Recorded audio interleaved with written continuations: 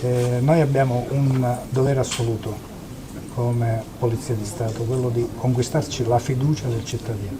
La fiducia del cittadino ce la dobbiamo conquistare quotidianamente con un'azione di presenza sul territorio che dia i risultati ai quali i cittadini aspirano.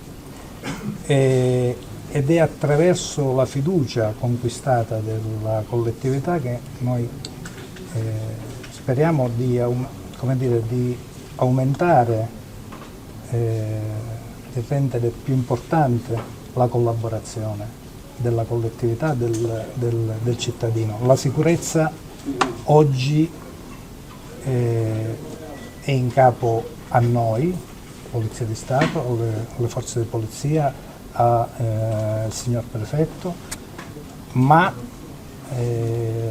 la si può fare bene soltanto con la collaborazione di tutti, e questo è quello a cui aspiriamo. Io penso che lo sforzo che è stato fatto fino adesso a Catania, per quello che ho potuto capire, per quello che ho visto e per quello che ho sentito dai miei più stretti collaboratori, lo sforzo è stato uno sforzo importante, il che non significa che non si possa fare meglio, e anzi si deve fare meglio. Noi siamo assolutamente convinti di questo. Io sono un assoluto assertore della possibilità di ottenere sempre dei risultati migliori. E credo che lo si possa fare, lo si debba fare, lo si possa fare, e quindi vedremo anche di rispondere a questa esigenza che riguarda una maggiore presenza, perché mi rendo conto che la presenza è fondamentale per il cittadino. La sicurezza percepita si fa anche in questa maniera qui. E mi auguro che si possano dare delle risposte concrete da questo punto di vista in tempi relativamente brevi.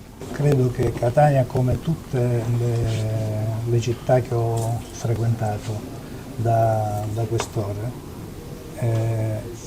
abbia bisogno di forze dell'ordine, nel nostro caso di una polizia di Stato che, come dicevo anche poc'anzi, guardi in maniera attenta alle esigenze dei cittadini, guardi in maniera attenta alle loro istanze, cerchi di dare delle risposte alle loro istanze, sia attento ai bisogni della collettività, veramente attento ai bisogni della collettività, e questo lo si può fare anche con piccoli gesti, con piccole cose che però convincono il cittadino del tuo essergli vicino, e noi vogliamo anche con piccoli gesti riuscire a essere vicino al cittadino il quanto più possibile. Vedremo, studieremo, perché bisogna studiare per capire esattamente i fenomeni e quale sia la soluzione migliore ai fenomeni, e cercheremo, lo ribadisco, ma con i fatti, prima ancora che con le parole, di dare delle risposte alle urgenze anche del centro storico.